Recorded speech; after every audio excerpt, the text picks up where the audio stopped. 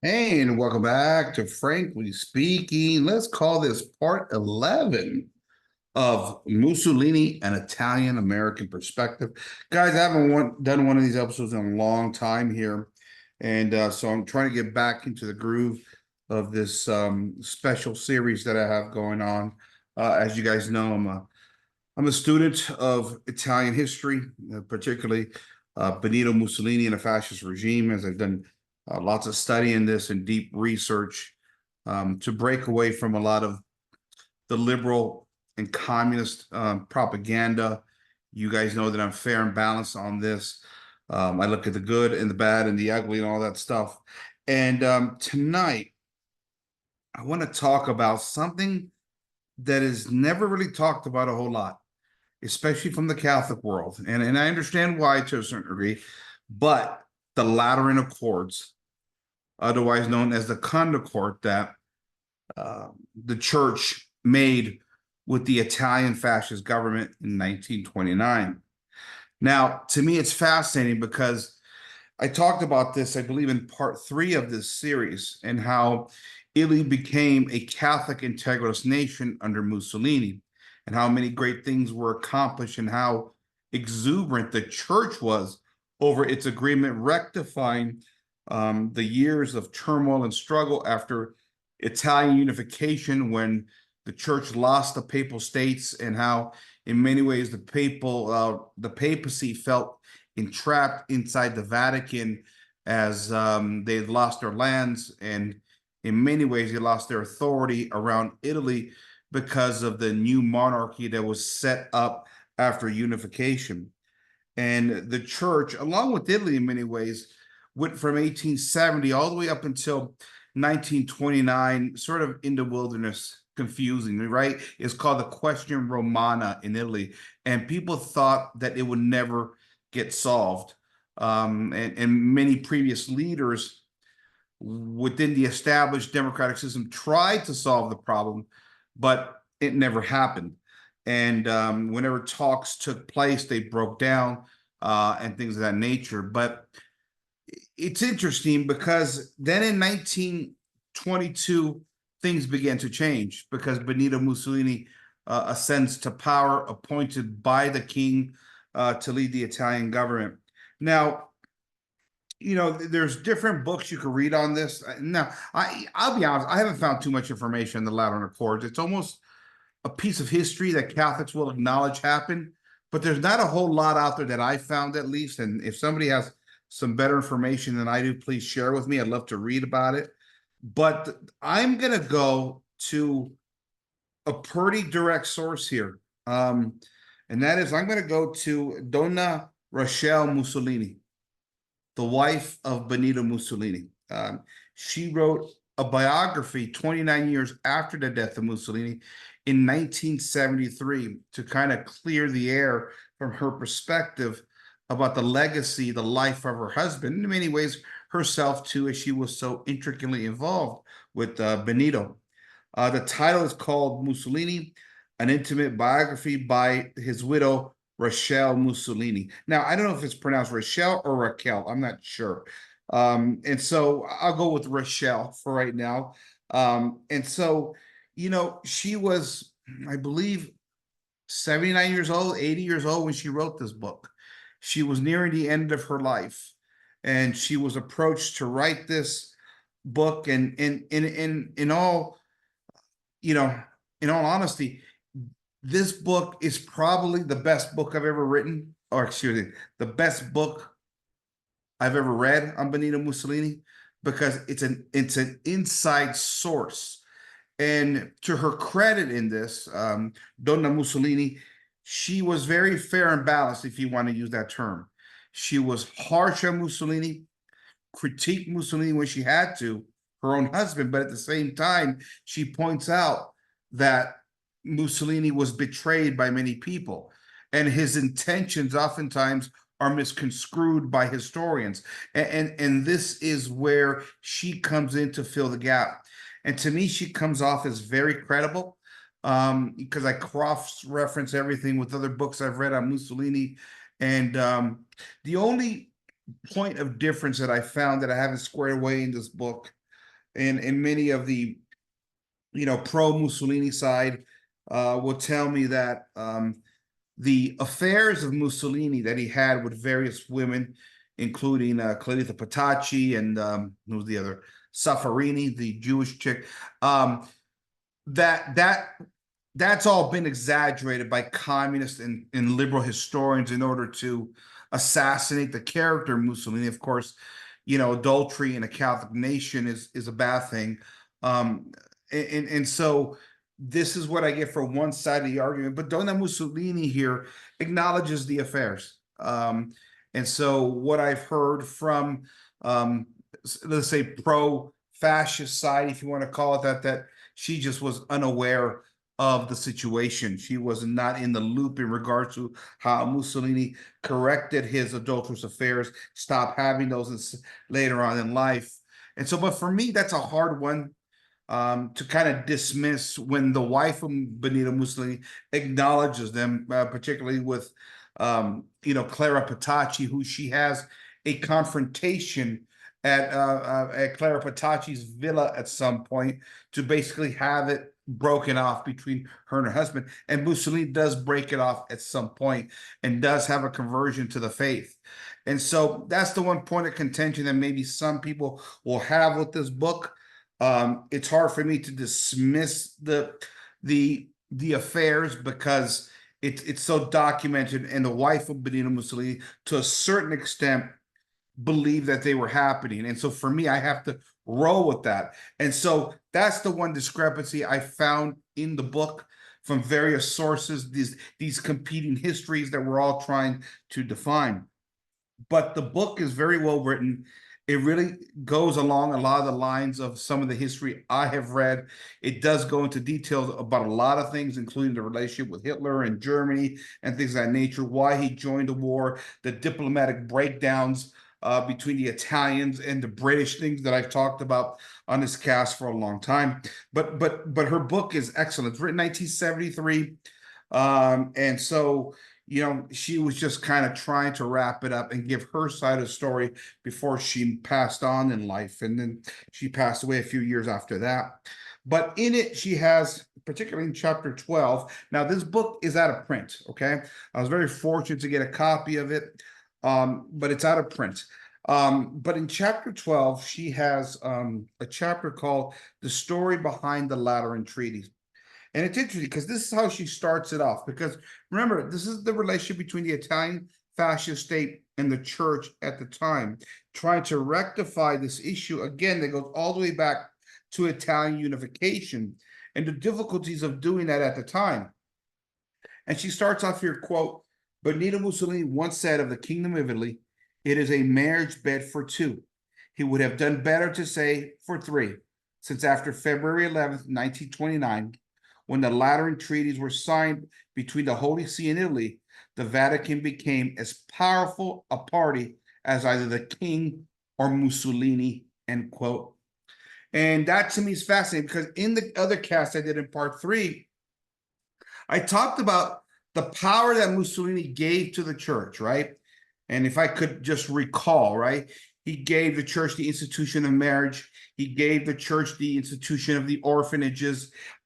He banned divorce and remarriage. He banned contraception, closed down lots of the dirty bars. And he basically made Italy into an integralist nation. And it wasn't as if it was, how should I say this? Just a ploy for optics. It was real power within Italy that he surrendered, which I've always found kind of interesting in the sense that when do you see a politician actually surrender power to another entity? We've seen the opposite in modern liberal politics, where governments and government officials and authorities within government grab more and more power, leaving less and less power. I mean, look at America, what we did with the 14th Amendment. We basically divested all these state churches that were in place in America before the Civil War, right? We took away power from the churches, making it sort of a personal choice kind of thing. But here, Mussolini hands power to the church. And you got to ask yourself, in a political way, Why would he do this? What's there to gain? Because it seems like he's losing more than what he's gaining.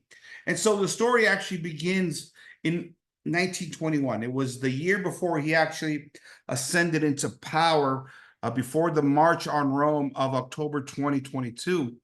Mussolini again came from a very interesting divided background, right?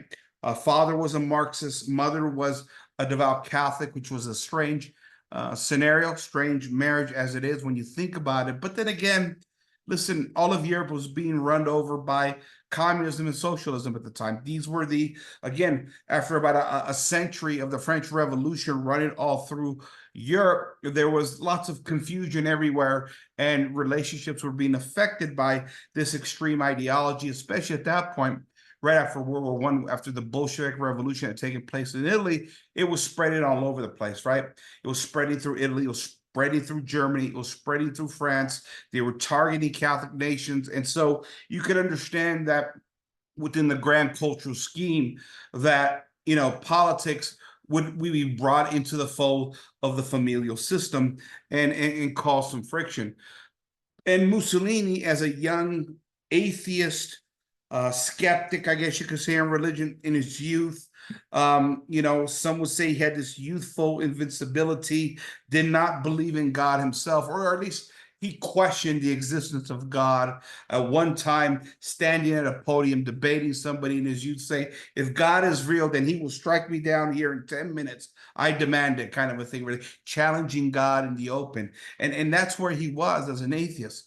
But Donna Mussolini says she gives a different story, because, and it starts right around 1921, the year before he ascends to power, where he's a deputy of some kind in the government.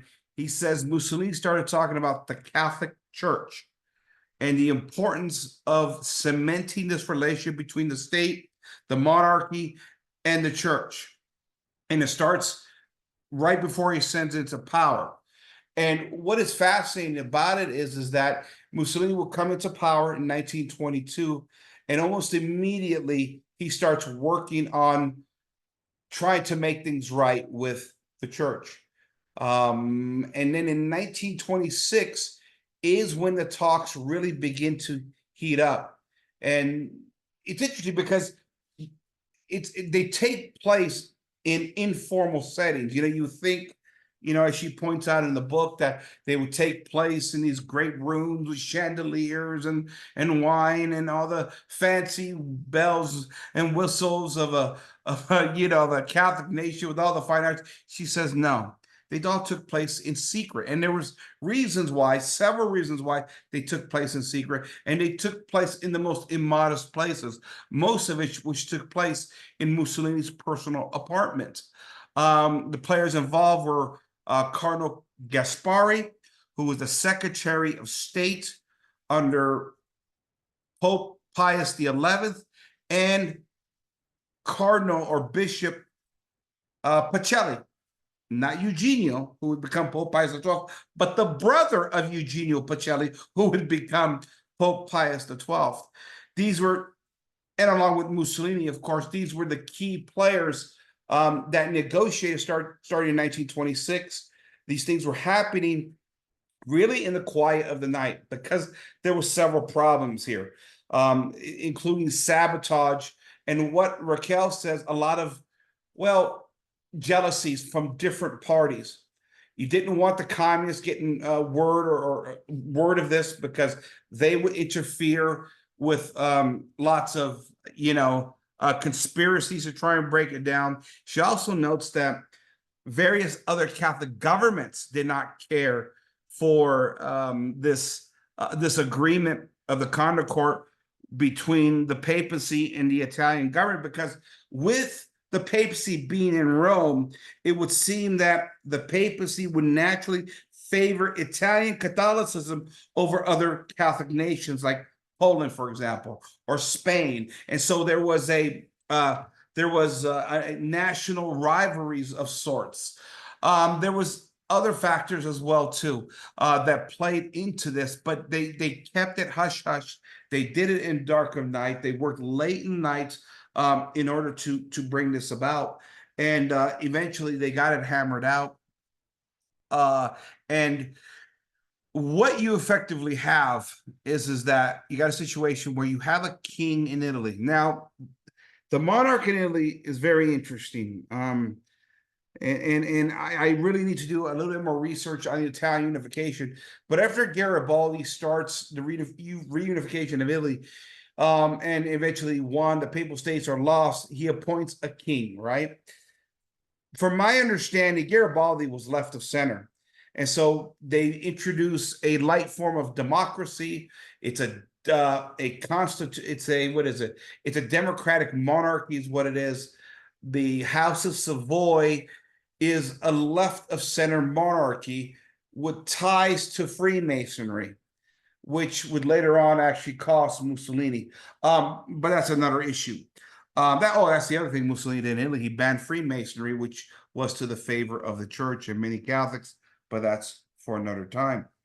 And so this relationship between the monarch and the Italian people, and because it was of left of center monarchy roots in Freemasonry, from my understanding, it was very difficult for the House of Savoy to ever cut this deal with the church in Italy to settle the question Romana.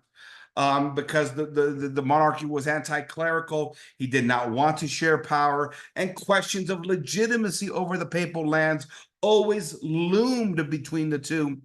Imagine trying to cut a deal with the Pope, a deal where they're looking at each other, knowing that he stole their lands through reunification, right? I mean, that's effectively what you would have there, or at least some of the contention when they meet.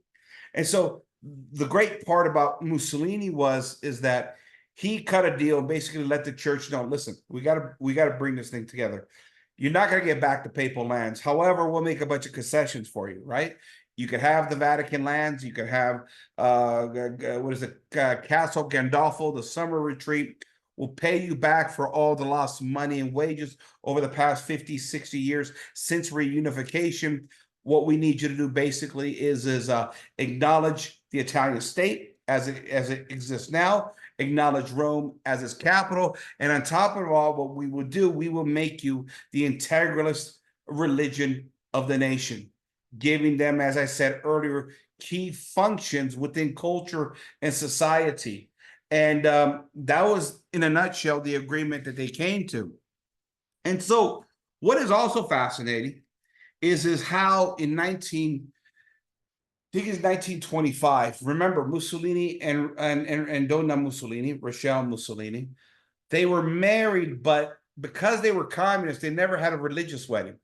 And so, as the Lateran Accords are kind of heating up, Mussolini recommends to his wife, "Why don't we get married in church?" And what's interesting about it is it's actually Rachele Mussolini says, "I didn't care about a religious wedding. I was already married."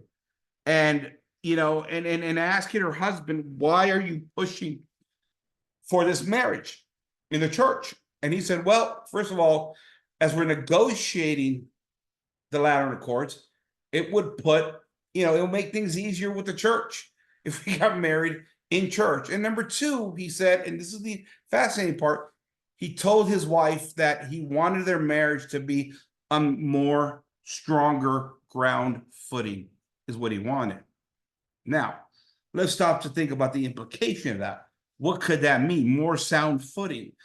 Imagine a communist system, as we saw later on in Spain, where marriage it wasn't in churches, and it was I don't even know how to describe it. I've never lived in a communist nation per se before, but it didn't have any relevance in how we view marriage as something sacramental, right?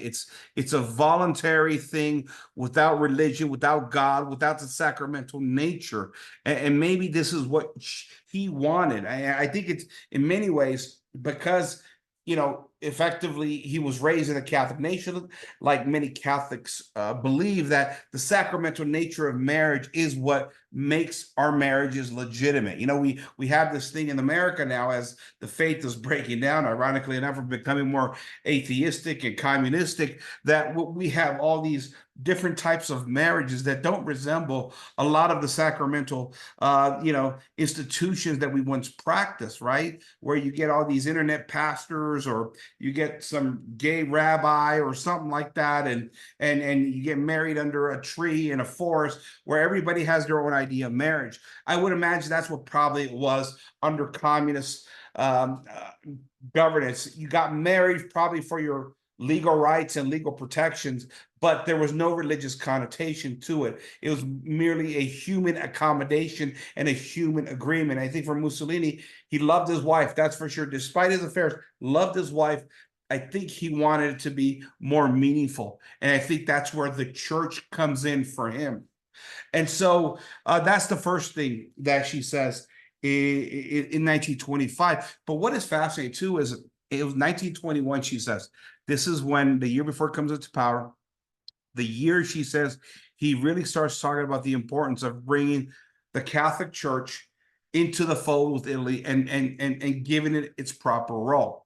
It was 1921. It was the day before the conclave that elected Pope Pius XI into power. Mussolini goes down to St. Peter's Basilica, and he said he was excited to be down there the day before the white smoke arose. And when asked, he said, because this is the great tradition of Rome.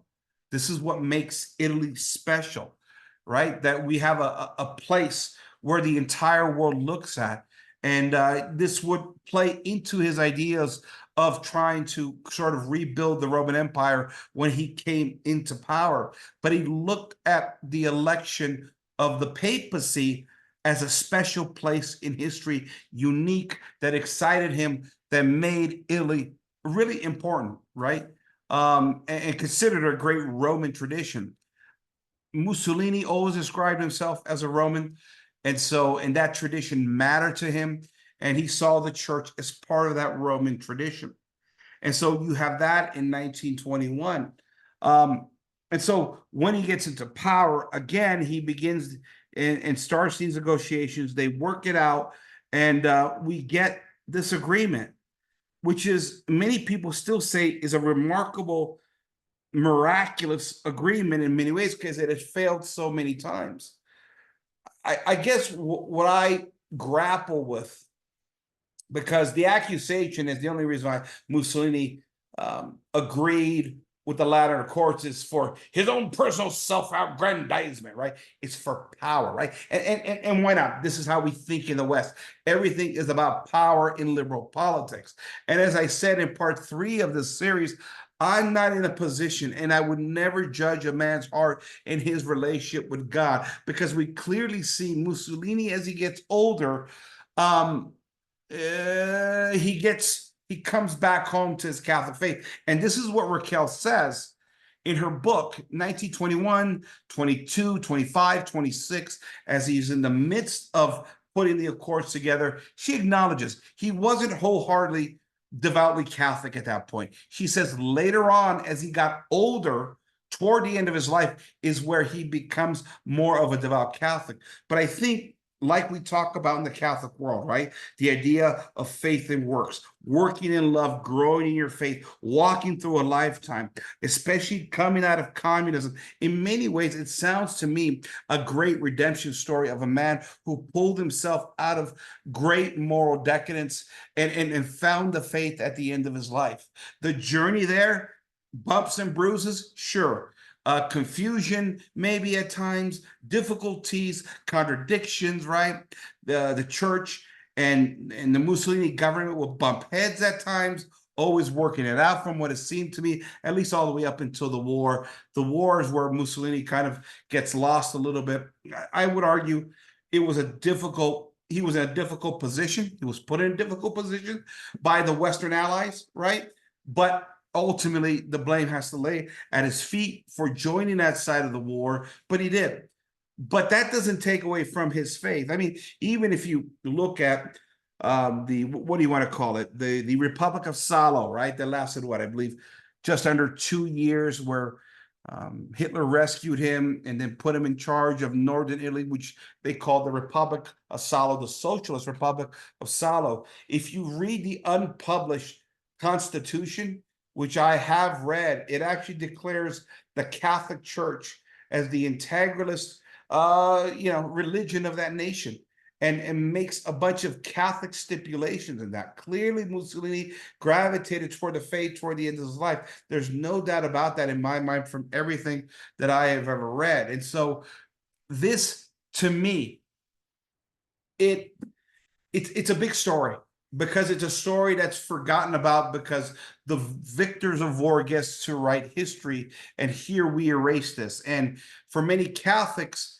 especially now that we've all been consumed either by communism or Western liberalism, and we have our narratives of World War II that have been preached to us now for the past 80 years, we don't want to touch this. We want to run from this, when in fact, as I told you so many times before, there's so much more nuance to history, right? In these Western liberal republics that we now live in, we love narratives, right? They're the bad guys, we're the good guys.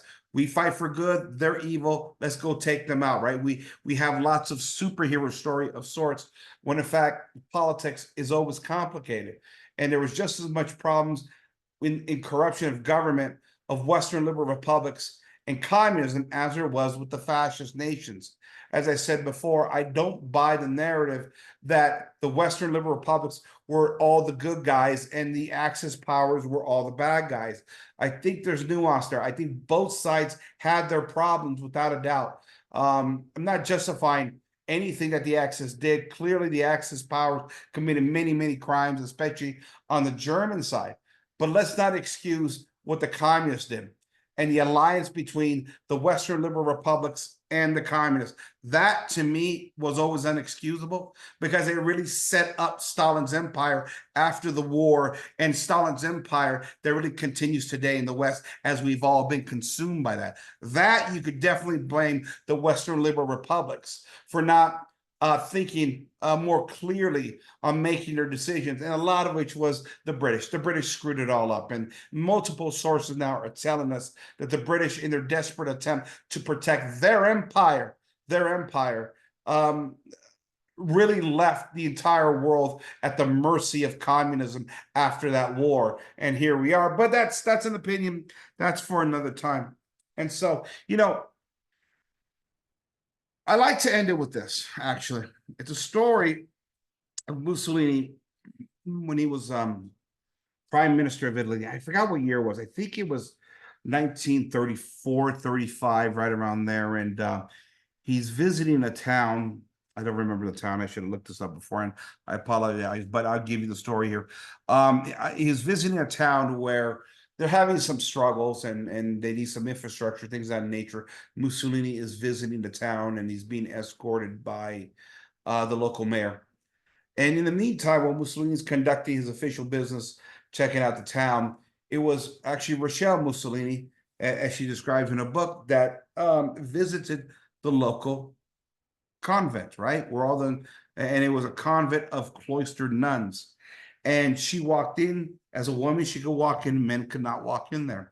And as a woman, she walked in and talked to the Mother Superior there and asked if the government could do anything for her convent. And the Mother Superior insisted that she speak with the Duce, Mussolini, and asked Rachele Mussolini if the Duce would come inside the actual convent. And it's interesting because she was very insistent about it. Rachele, a little confused because, in these, these cloistered nuns, men aren't allowed in these things at that time. And she understood that, and Mussolini understood this, right? So, anyways, being a little confused, she goes back, and as Mussolini's touring the town, she says to her husband, Benito, the Mother Superior wants to see you inside the convent. They're going to open their gates and invite you in. She wants to speak to you. And Mussolini was thrown back by this, saying, wait a minute, Raquel, I mean, I'm a man. I can't go in there, especially now because, so much good has happened. Things in relationship or, relations with the church are going so well. Do you know the scandal that it will cause if I walked into a convent right now with the Vatican? I mean, I can have a diplomatic mess. And Rachele said, listen, she's insisting. She's insisting. And so he was kind of baffled by it, and he decided to go. And the nuns opened the gates up. They set up refreshments, and as Benito and the mayor of the town and Rachele walked in, Benito asked the Mother Superior, "What can I do for you?" She says, "Duce, we are struggling financially, and we could really use some help from you."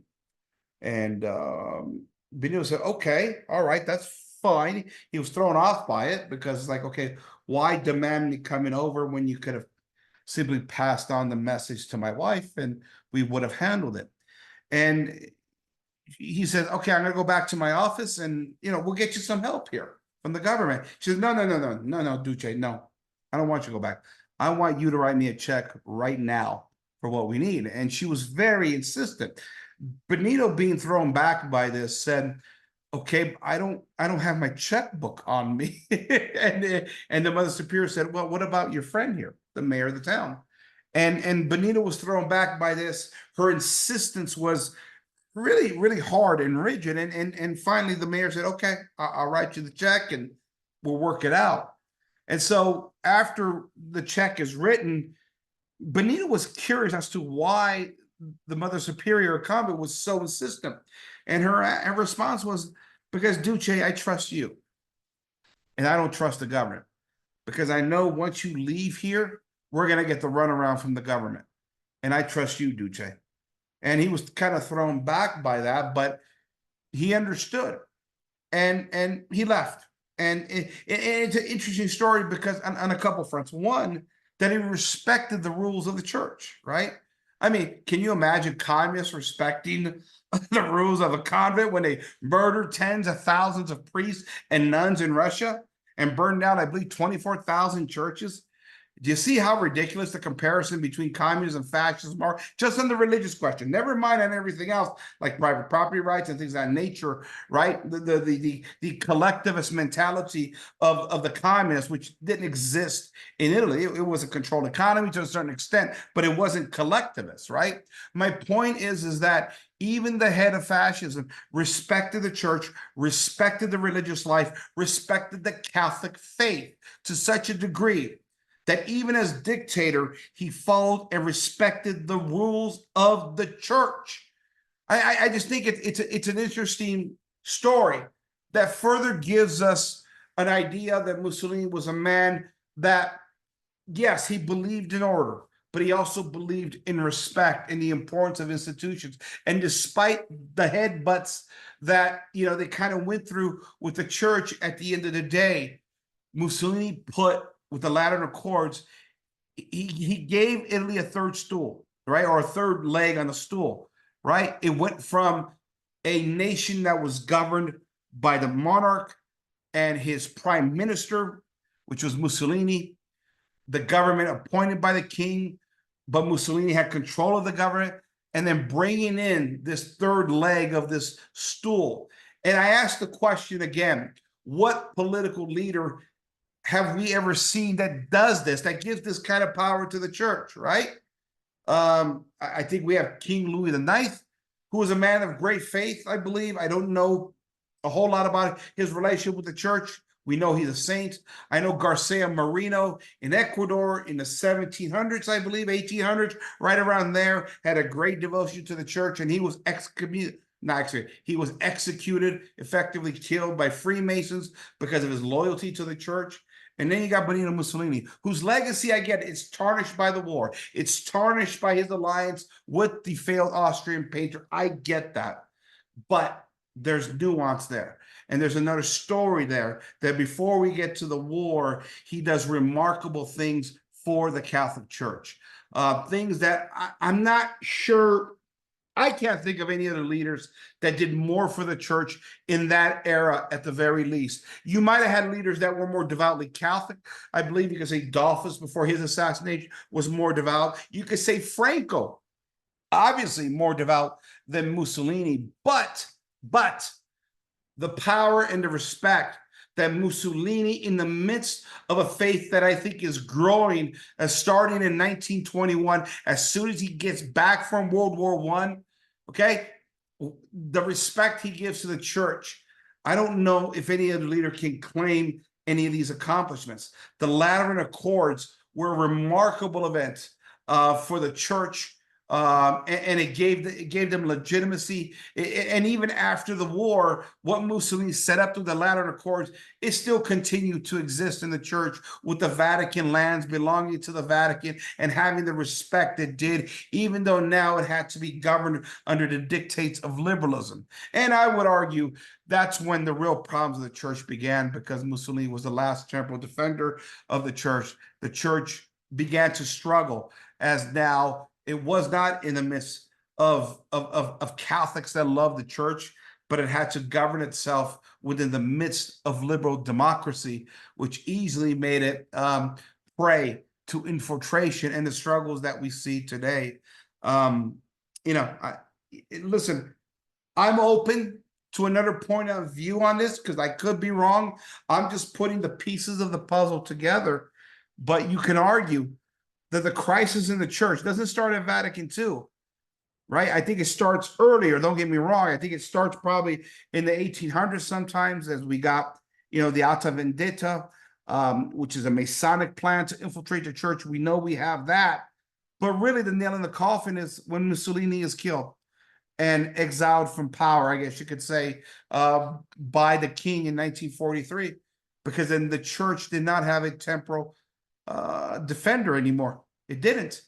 And the moment the Allies win the war and this battle ensues in Italy between the communists and the partisans and the CIA of the Americans, to see who's going to gain control of Italy, the church is dead smack in the middle of this massive fight between two extreme leftist liberal ideologies, communism and classical liberalism.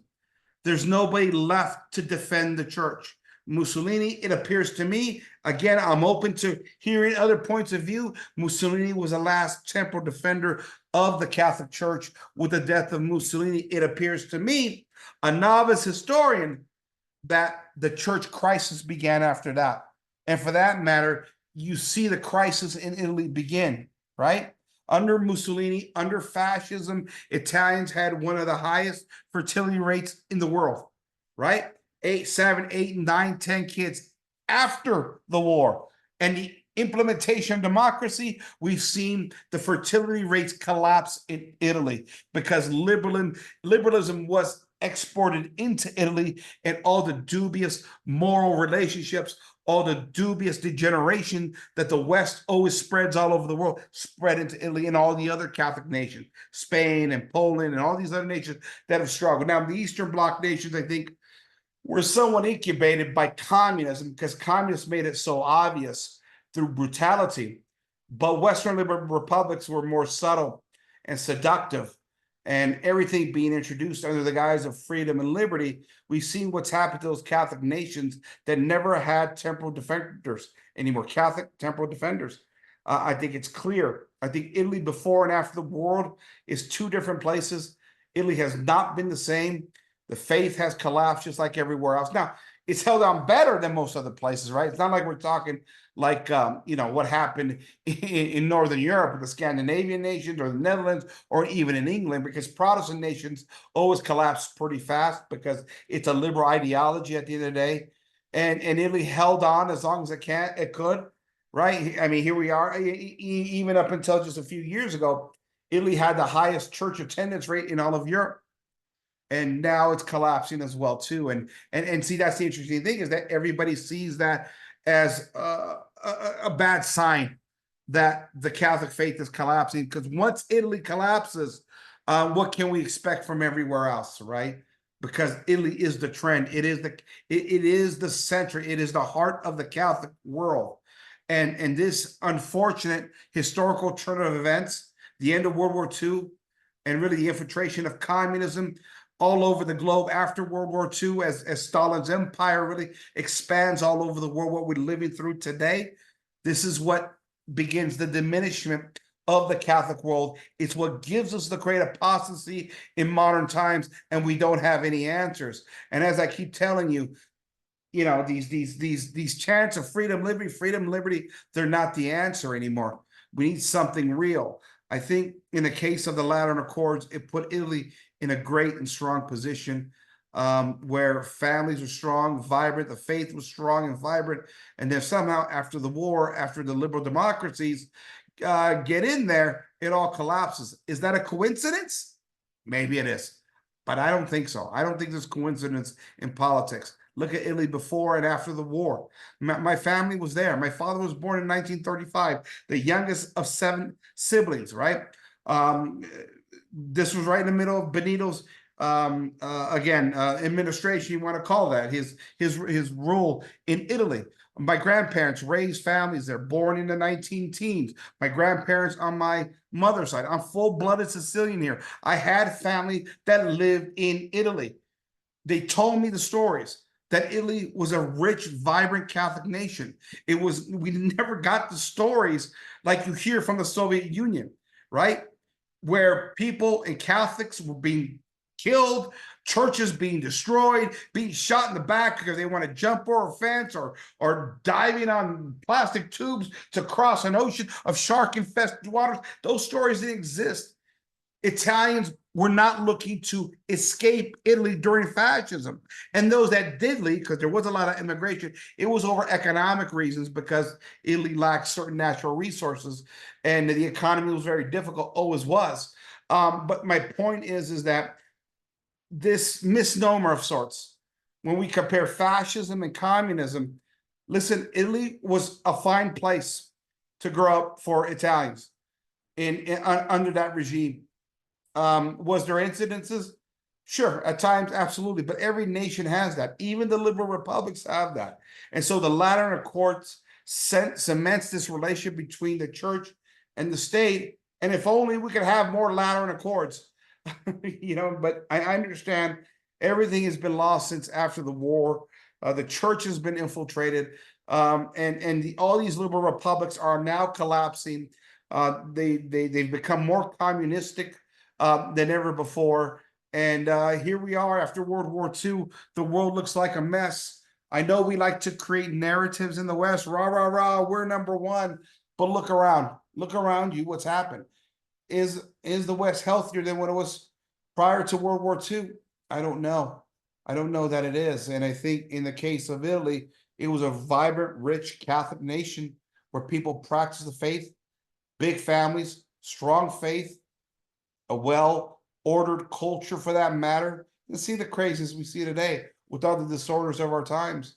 So it's interesting. It's a great event that Catholics should acknowledge, but they won't because of the historical associations. I get that. But again, if somebody can name for me a greater political victory for the church, well, not just political, social, and moral victory that the church has ever had under any other government than Italy's Mussolini, I'm open to it. Give it to me, right? Garcia Marino, I'll give it to you. Maybe, possibly. He's right up there, right? Because he was a saint. Franco, okay. Franco, devout Catholic. But what Mussolini for the church, not even Franco and Garcia Marino could do. The church in Rome, that is, where the heart of the Catholic world is. I'm open to it, guys. Send me some information if you got it. I don't want to overstate my case. I want to be fair and balanced here. I want to be honest about this. You know me, I acknowledge the weaknesses of Mussolini and the fascist regime. They made some mistakes. We know that. But let's give credit where credit is due, and let's give blame where blame is due. And let's not play this revisionary history that communists and classical liberals have given to us. Let's look at history in the light of truth, at least in the best way that we can siphon through the information and find truth as best we can. I want to thank you for joining me. This is part 11 of Benito Mussolini, an Italian-American perspective. This is Frank signing off for Frankly Speaking. Good night, everybody.